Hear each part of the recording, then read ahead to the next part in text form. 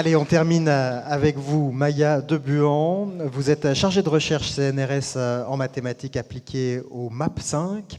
Vous êtes également titulaire de la chaire junior Sorbonne Université Facile, qui est un acronyme, j'imagine, ce Facile, pour... Alors, l'acronyme a été décidé avant mon arrivée. Je crois que c'était facile pour facial et le LE pour légal, parce que médecine légale. Voilà. Tout va s'éclairer quand on va vous entendre parler.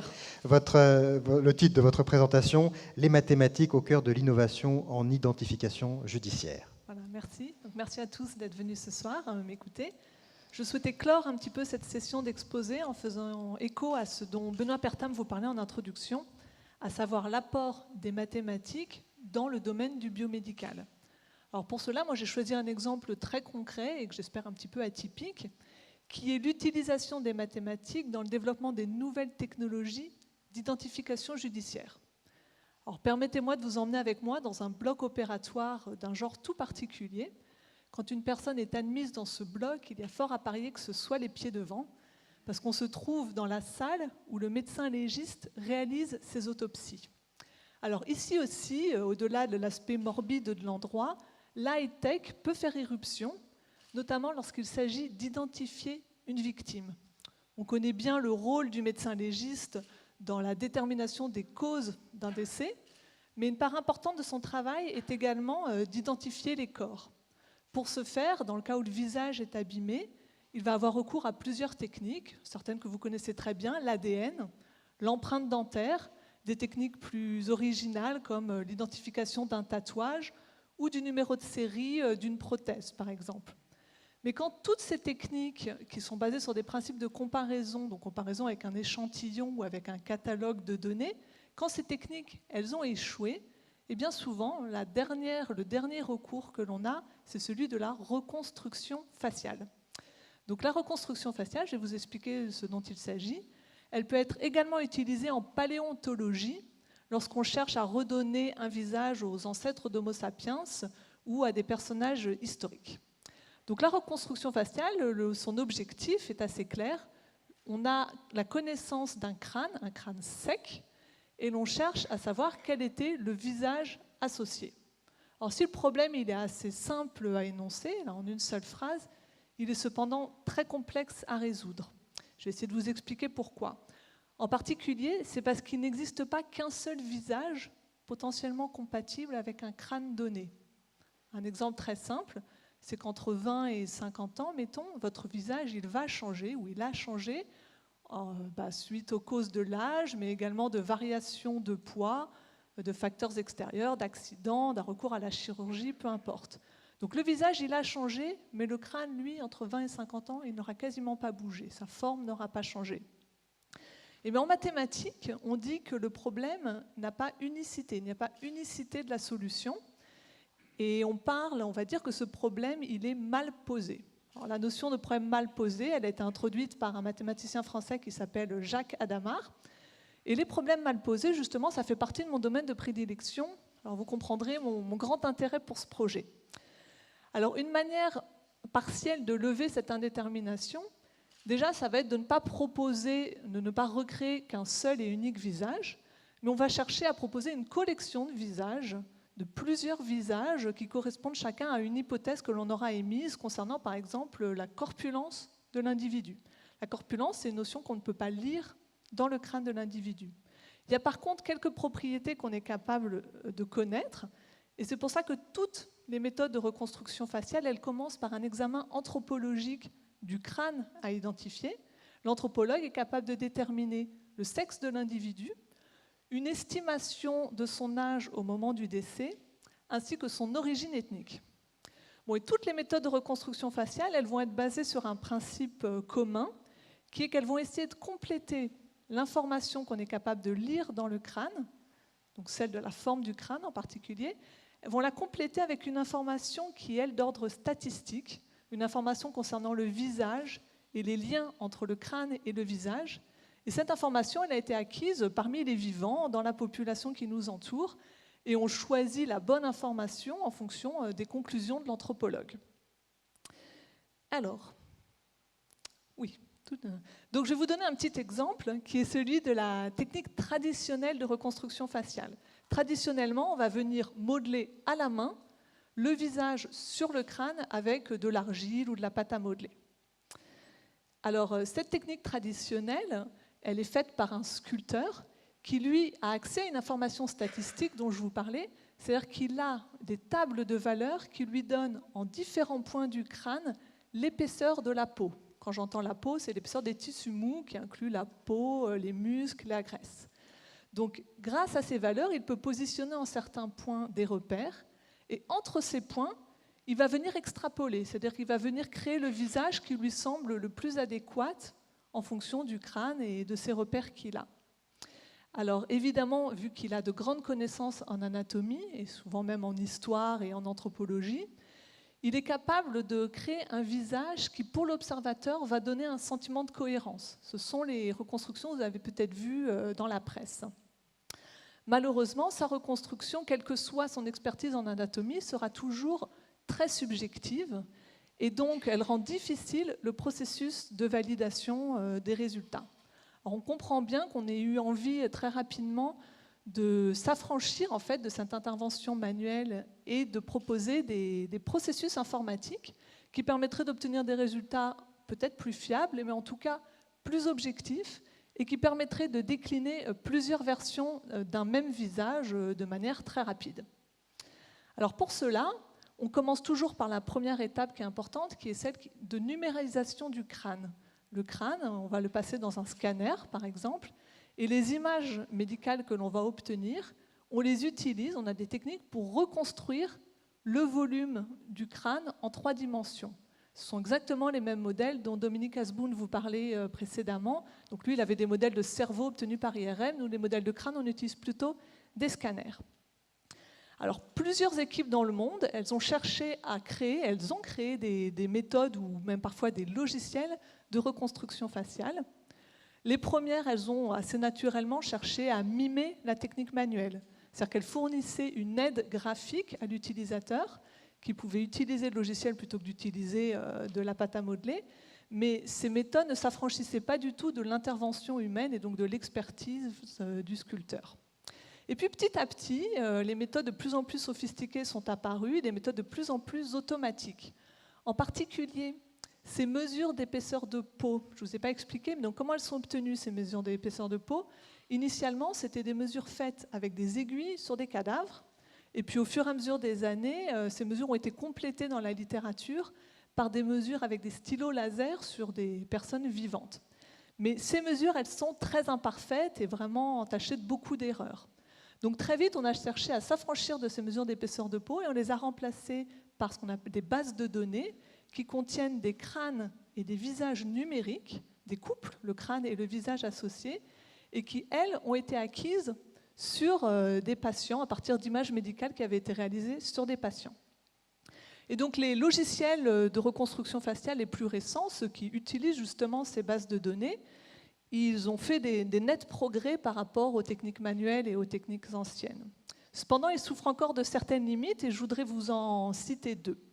La première, c'est que toutes ces techniques nécessitent de placer à la main des points anatomiques sur votre crâne. Alors ça dépend de la méthode, dans la littérature on trouve beaucoup d'exemples, mais ça peut aller jusqu'à 80 points. Donc l'utilisateur, pour utiliser le logiciel, doit cliquer sur 80 points anatomiques sur le crâne. Point anatomique, vous allez avoir par exemple le nasion ici, entre les 2 yeux, le point sous-nasal, sous le nez. Donc voilà, hormis le fait que c'est très fastidieux à faire, on a remarqué que d'un utilisateur à l'autre, eh bien, le positionnement des points variait considérablement et donc c'était une source d'erreur très importante. La deuxième grosse limite des méthodes actuelles, c'est que entre les points anatomiques, le visage reconstruit, dorénavant, il n'est pas fait par le sculpteur, mais il est obtenu comme une moyenne de visages qui proviennent de notre base de données. Et le problème, c'est que ce visage reconstruit, eh bien, il peut localement ne plus être adapté au crâne. On a fait des moyennes de visage, il n'y a pas de raison que le visage corresponde à votre crâne. Et en particulier, on va apparaître des artefacts très concrètement, qui est que localement, le crâne peut même ressortir par rapport au visage. Ce n'est absolument pas satisfaisant. Quand on a commencé notre projet, donc il y a seulement 3 ans, on est une jeune équipe, Eh bien, notre idée, notre volonté, c'était de remédier à ces deux principales difficultés. Alors pour cela, on a misé, un petit peu pédant, excusez-moi, sur la pluridisciplinarité de notre équipe, mais on a effectivement regroupé des anthropologues, une médecin légiste, beaucoup de mathématiciens appliqués, des informaticiens, des chirurgiens maxillofaciaux et des biomécaniciens. Donc voilà, on s'est tous mis ensemble autour de la table. Et un fait notable, c'est que dans notre équipe, un petit peu par hasard, aucun des mathématiciens n'était statisticien. Alors, ce qui pouvait paraître comme un handicap à la base, puisque la discipline de la reconstruction faciale et les statistiques ont la main mise sur cette discipline depuis le début. Alors, ça aurait pu être un handicap, et moi je pense que finalement ça a été un atout, parce qu'on a donc dû regarder les choses autrement et proposer des approches alternatives. L'approche qu'on a choisie, c'est celle de la modélisation mathématique, donc au sens des modèles dont peut parler Benoît Pertham. Et donc nous voyons le visage comme un masque en caoutchouc élastique qu'il convient de venir déformer, adapter, draper sur le crâne. On a vraiment des équations de la mécanique derrière de ces déformations élastiques. Alors, pour cela, on a introduit un nouvel outil mathématique qu'on appelle un outil de morphing. Cet outil, je vais essayer de rentrer un petit peu dans les détails sans vous perdre, il permet de calculer une transformation géométrique entre deux formes. C'est pour ça qu'on appelle ça un morphing. Donc, dans le cas qui nous intéresse, on utilise notre outil pour calculer la transformation entre deux crânes. D'un côté, vous allez avoir un des crânes de la base de données dont vous connaissez le visage, et de l'autre côté, c'est votre crâne que vous cherchez à identifier. Et une fois qu'on a obtenu cette transformation qui permet de passer du crâne A au crâne B, on va étendre et appliquer cette même transformation au visage connu de A pour donner un visage à B. Alors ce processus, on le reproduit plusieurs fois pour différents couples crâne-visage de notre base de données, et à la fin, on vient faire la moyenne des résultats. Alors on retrouve derrière, je vous l'ai dit, les équations aux dérivées partielles et leur résolution numérique dont parlait Benoît en introduction. Alors pourquoi notre méthode, elle permet de résoudre les deux limites que je vous ai signalées? Tout d'abord, tout est totalement automatique, c'est-à-dire que vous n'avez plus besoin de venir placer à la main des points de repère. Tout est pris globalement dans la transformation. Donc ça, c'est un net avantage par rapport aux techniques existantes. Le deuxième avantage, c'est que cette fois-ci, le visage que l'on reconstruit, il est obtenu comme une moyenne de visage, mais pas comme une moyenne de visage de la base de données, sinon comme une moyenne de visage que vous avez déjà préalablement déformé et adapté à votre crâne.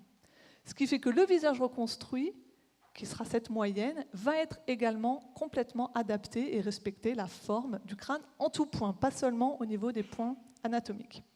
Alors, nous avons testé notre méthode sur des crânes pour lesquels nous connaissions le visage. On travaillait à l'aveugle, mais le visage est connu. On a obtenu des résultats plutôt satisfaisants, puisqu'on obtient des écarts entre le visage reconstruit et le visage réel que l'on connaît, de l'ordre du millimètre. Ça va localement jusqu'à 3 mm. Donc on était plutôt satisfait. Pour autant, le gros du travail reste encore à faire. Déjà parce qu'on pense pouvoir améliorer ce résultat en ayant des bases de données plus complètes, ce qui demande d'acquérir des scanners de patients, ce qui est une tâche compliquée, je ne vais pas forcément y revenir maintenant. Mais surtout, la validation, elle est importante et elle doit se faire. Et elle est difficile surtout parce que ce qui nous intéresse n'est pas tant l'écart en centimètres entre deux visages, mais plutôt la ressemblance. On s'est posé donc des questions. Qu'est-ce qui fait qu'on va identifier un visage? Qu'est-ce qui fait qu'on va reconnaître quelqu'un? Et la question, c'est est-ce qu'il faut vraiment s'attacher à respecter scrupuleusement le moindre millimètre de toutes les parties de son visage, ou est-ce qu'il faut plutôt respecter une harmonie et des proportions globales? C'est une vraie question. Nous, notre crainte, c'est que la reconnaissance puisse ne se faire qu'au travers de caractères secondaires. La couleur des cheveux, la couleur des yeux, la couleur de la peau, une mimique, une expression, qui sont des informations que, je vous le dis tout de suite, on ne sera pas capable de reconstruire à partir de la connaissance uniquement du crâne. Je donne un exemple très rapidement pour conclure. Si je vous montre la caricature d'un homme politique, par exemple Donald Trump, vous serez tous en mesure de l'identifier. Pour autant, il est fort à parier que le dessin qu'aura fait le dessinateur ne respectera en rien les vraies proportions réelles de son visage. Bon, et la validation, donc, elle est difficile et elle est cruciale si on veut pouvoir passer un jour la barrière que nous demandent les magistrats pour que nos logiciels, nos méthodes constituent des preuves médico-légales. La question qu'on peut se poser, c'est donc quel niveau de fiabilité va falloir qu'on atteigne dans nos processus de reconstruction pour espérer qu'un jour, ces logiciels démontrent leur utilité dans le cadre d'une enquête judiciaire. Bon, ça, c'est des questions qui dépassent largement mon champ de compétences, qui reste celui des mathématiques appliquées. Je vous remercie. Merci à vous. Oui, c'est vraiment intéressant. Effectivement, il y a cet aspect complètement subjectif, finalement, de visage. Est-ce qu'ils se ressemblent ou pas? Tout le monde ne dira pas forcément oui à cette question. C'est vraiment ce qu'on observe. C'est-à-dire quand on fait des tests au sein de notre laboratoire sur des résultats qu'on a obtenus, dont on était content en termes de millimètres, eh ben, certains membres du laboratoire, on essaie de faire des tests à l'aveugle, on nous propose le visage parmi d'autres visages, on n'a pas du 100% de réussite. Même si mathématiquement, le visage qu'on a reconstruit est le plus proche en centimètres. C'est la limite de notre règle du jeu où on ne peut pas voir d'images parce qu'on brûlerait d'envie de les voir, les visages et les visages reconstitués. Il faut aller sur nos pages internet et lire des articles. Ah voilà, c'est en ligne sur la page de votre labo? Alors, ma page personnelle, par exemple. D'accord, vous pouvez la donner? Vous l'avez en tête? Alors non, non. C'est trop long. D'accord. Bon, c'est la page du laboratoire de mathématiques appliquées de Paris 5 et mon nom, c'est Maya de Buhan. Et je pense que sur Google, en tapant juste mon nom, on doit tomber dessus. Très bien. En tout cas, c'est amusant effectivement d'aborder ce problème qui semble plein de subjectivité avec les mathématiques qui semblent, en tout cas c'est comme ça qu'on les voit nous, d'une rigueur extrême. Oui. Oui, ça a été, on a eu l'occasion d'en parler au téléphone, mais moi ça a été un peu un frein à rentrer dans ce projet. Bon, ça s'est avéré très intéressant, qui était qu'est-ce que les mathématiques, qui sont une science très rigoureuse, pourraient apporter à une discipline qui me paraissait, en tout cas de vue de l'extérieur, très subjective. Donc ça a été une difficulté, et là où ça a été très intéressant, c'est que l'outil qu'on a développé, cet outil de morphing dont j'ai essayé de vous parler, il a des applications en fait dans plein d'autres disciplines. Donc c'est l'exemple type dont parlait Benoît Pertam, où on a l'impression que les mathématiques aident le biomédical, mais le biomédical aide aussi le développement de la recherche en mathématiques. Cet outil, on ne l'aurait pas développé dans un autre cadre, et maintenant on entrevoit des applications multiples jusqu'à l'informatique graphique. Et voilà, on est content. Le mathématicien est content quand il a eu à développer un outil qui lui sert dans plein d'autres disciplines et qui est intéressant en soi. Finalement, vous n'êtes pas sûr que ça servira un jour dans les palais de justice, mais ça servira ailleurs. On espère, oui. Peut-être, en tout cas. Vous vous attendiez, en faisant ces études en mathématiques, à atterrir dans les morgues? Alors non, pas particulièrement. Après, j'ai toujours eu un attrait fort pour toutes les disciplines appliquées. Ouais. Donc je choisis les mathématiques comme j'aurais pu choisir la physique ou la biologie. J'aimais bien toutes ces sciences et leurs interactions. Donc après, la morgue, pas particulièrement. Oui, mais il y en a c'est pas inintéressant. Oui, c'est ça. Mais j'imagine, vous êtes un peu fan de polar, de séries télé type Les Experts. Enfin, il y avait cette fibre-là au départ? Alors, c'est pas ça qui m'a poussé dans le projet. C'était vraiment plutôt l'attrait de la partie mathématique. Mais effectivement, ça rend le problème ludique. Moi, j'ai un fort penchant pour les polars, mais je serais plutôt en mode Colombo, vous voyez. Ah oui, où l'enquête, c'est la vieille école, là. Oui, voilà, où l'enquête, elle est vraiment déduite par l'intelligence de l'inspecteur plus que par ses preuves scientifiques qui, quand on regarde ces séries, et pourtant je ne suis pas du tout experte, paraissent un peu grotesques parfois, sur la capacité qu'ils ont à résoudre une enquête en un claquement de doigts. On se rend compte que la vraie vie ne marche pas comme ça. Votre travail, ça m'a fait penser aussi à une étude historique qui, là aussi, associait des médecins légistes il y a quelques années. On avait retrouvé un crâne. Certains prétendaient que c'était le crâne d'Henri IV, d'autres disaient que ça n'était pas ça. Et donc, il a fallu essayer de reconstituer le visage et voir si c'était bien le bon crâne qui va avec la bonne tête. Oui. Ça, c'est peut-être plus facile que ce que vous avez à faire, parce que faire coïncider un visage avec un crâne, on doit être quand même plus capable de dire si c'est compatible ou pas, en tout cas. Oui, effectivement. Aujourd'hui, si moi, vous me donnez le crâne et le visage, ça me sera beaucoup plus facile de vous dire s'il y a coïncidence que de partir de simplement le crâne et d'essayer de reconstruire le visage. Pour autant, cet exemple dont vous parlez, celui d'Henri IV, c'est l'exemple même qui montre que ça n'est toujours pas facile, parce qu'il y a une vraie polémique autour de la découverte de ce crâne. Polémique qui ne fait pas intervenir que les résultats de reconstruction faciale. Ils ont mis en œuvre des tas de méthodes, d'ADN, d'études historiques de comment sa mort avait dû se passer. Et donc, ils ne sont pas d'accord actuellement. On ne saura peut-être jamais s'il s'agissait réellement du crâne d'Henri IV. Mais là, j'aimerais peut-être avoir accès à ce crâne Et pour voilà. voir ce dont je serais capable de faire. Mais Peut-être que la reconstruction qu'ils ont faite, elle était manuelle. Oui. Ça veut dire que je ne sais pas dans quelle mesure le sculpteur a réussi à s'affranchir complètement de la demande qu'on lui formulait, qui était de montrer qu'il s'agissait d'Henri IV. J'imagine qu'elle ou il est venu mettre une barbe, des cheveux qui coïncidaient, une couleur de peau qui coïncidait avec ce qu'on lui demandait. Oui. Et là, la Ça biaise un peu subjectivité l'exercice. Oui. Ouais. Merci beaucoup, Maya Merci à vous. Debuan. Allez, venez tous vous asseoir. On va pouvoir discuter tous ensemble à présent.